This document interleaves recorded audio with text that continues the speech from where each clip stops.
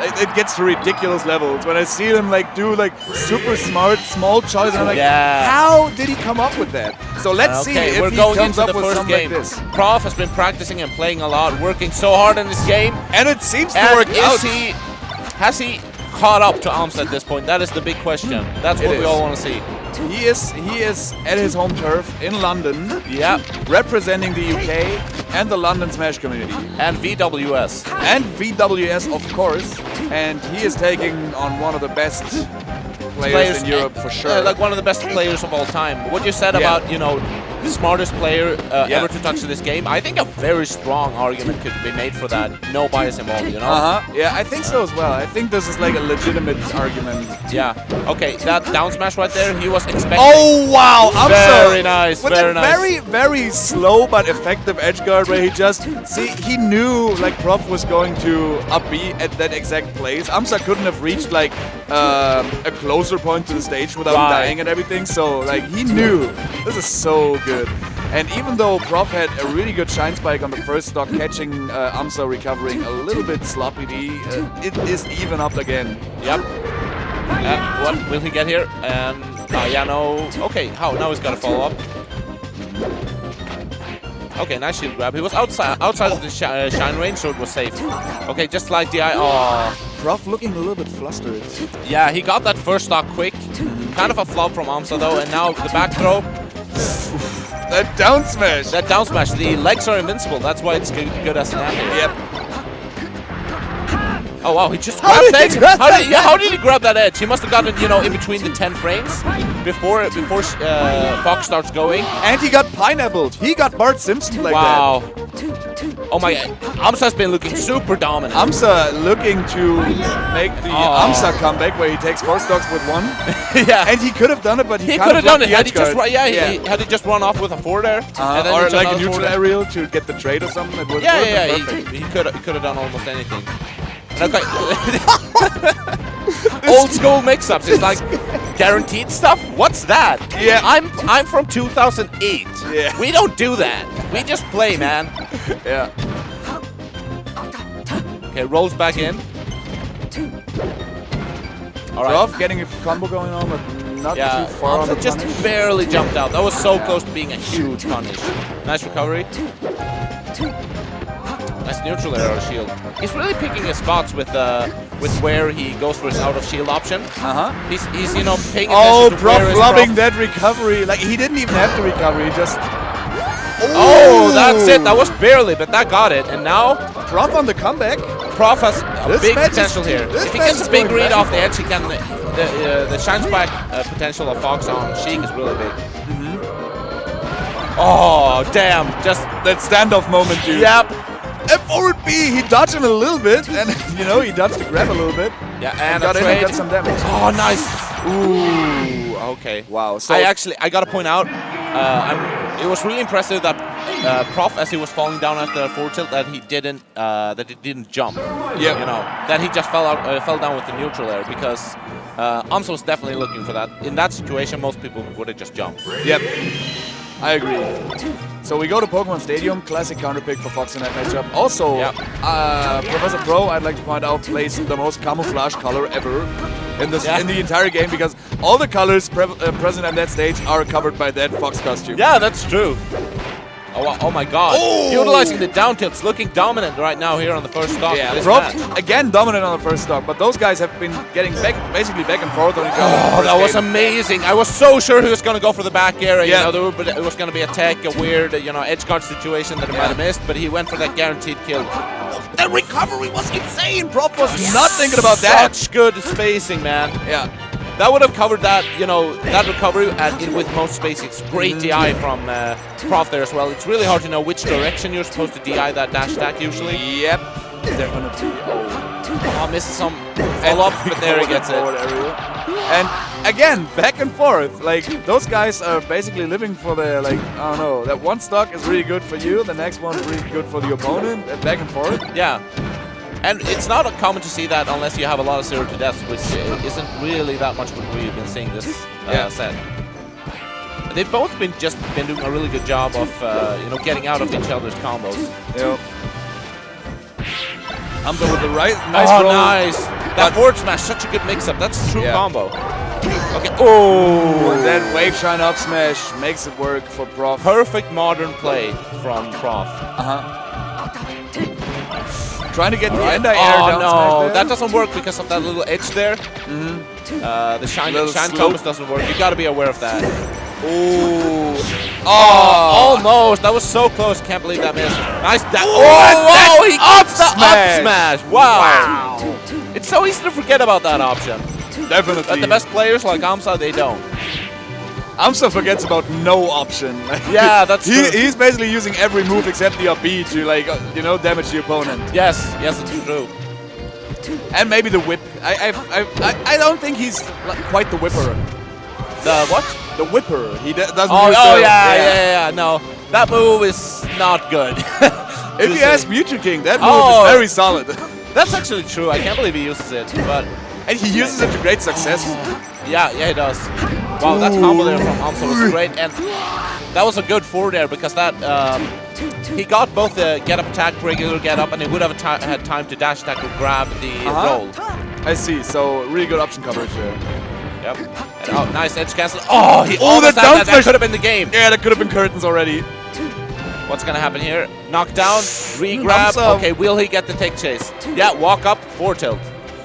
Did he just slowly walk up an F tilt? Oh my god, he's got him in the jump. He's got no jump. Still he's got no jump. Up arrow. No! That's oh my fair. God. Is he going to go for the up throw? No, he doesn't.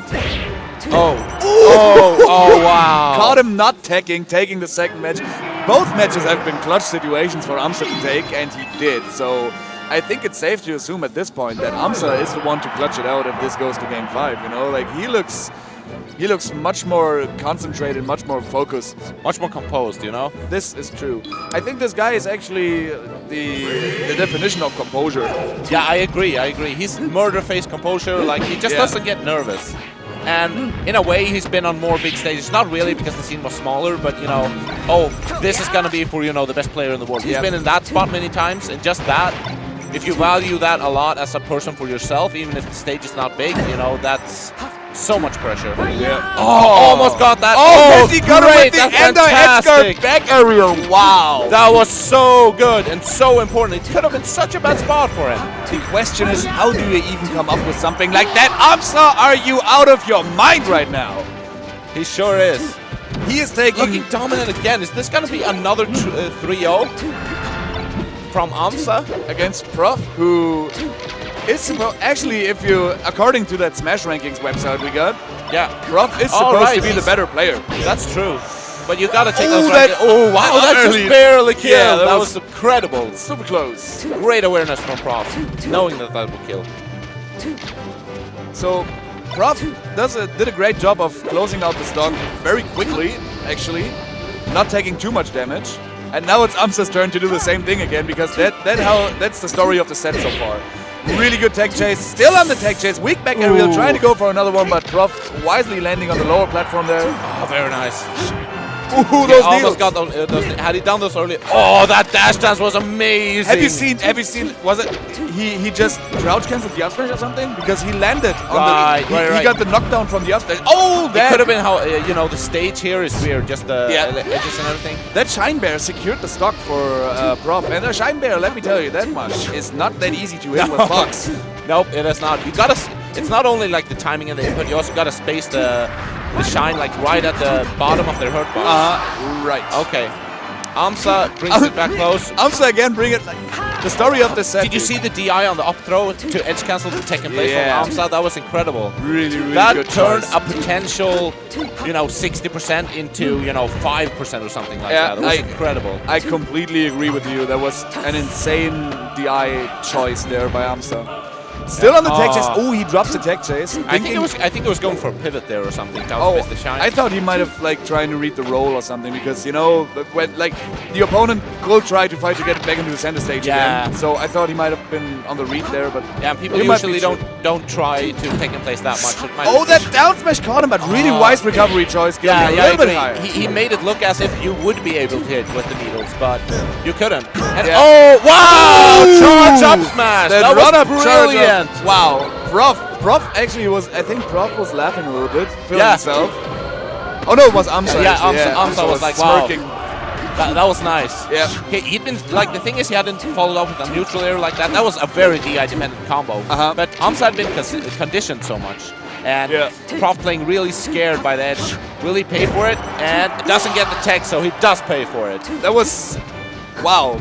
It looked like no DI whatsoever, because you would think that the slightest DI would be able to make him land on the ground, you know? Yeah, it's true. It's possible that he was expecting the neutral air, actually, simply because of that fact that the forward air is techable. So he's like, Amsah's not going to go for that. You know the double mix-up? Oh! Takes it, and Prof is like, no, Amsah, you will not 3-0 me again. I'm going to take this set. I ain't getting 30 by you, man. No way. Wait just a minute, I'm gonna get water. It's all right. Very close. There we go. So, let's see. Prof has shown to still have some fight left in him, but Amsah takes him to his counterpick stage of choice, which is Fountain of Dreams. A very, as we pointed out when Android played Ice, a very good stage for Sheik in that matchup. Not because it's necessarily bad for Fox, but because it's much better for Sheik. So, Fox's options of running away and camping Sheik are much limited, so he won't get off too many lasers to get some free damage, because he's in a very vulnerable spot when he's shooting those lasers, because the animation of the lasers actually leaves no protection for Fox. Right, it's true. And I also think that this stage, if you have an old school style punish game, which Amsah does, then this stage actually benefits the punish game of Sheik. And oh, come on, just go down there. The Sakurai combo. Yeah. The most unfortunate combo in Melee. And nice shine. Takes this opportunity. Oh, nice, such a fast wave dash back to grab the edge again. Yeah. Covering so many options. Goes for a hard read. Yeah, and Amsah being very aware of the fact that, you know, Prof needs to make something happen right now. Takes his time. Not getting outplayed like that. Really nice F smash. Being able to secure that stock. Even though Amsah DI'd really high, so he possibly could have survived it, but it wasn't too much percentage at that point. Right. I really think that in between stocks and just on this stage in general, Prof is giving Amsah a little bit too much respect, you know? Yep, you can really see the fear in his movement, and Amsah is aware.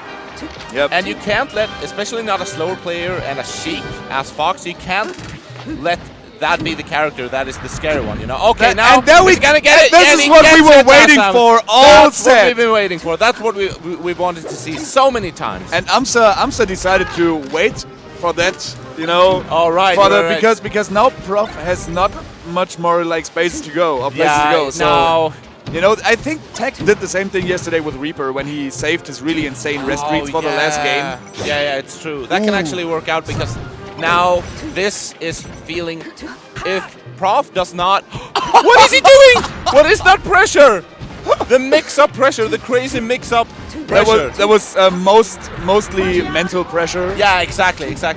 That was not like, that was shield grabbable. Several points and an air dodge.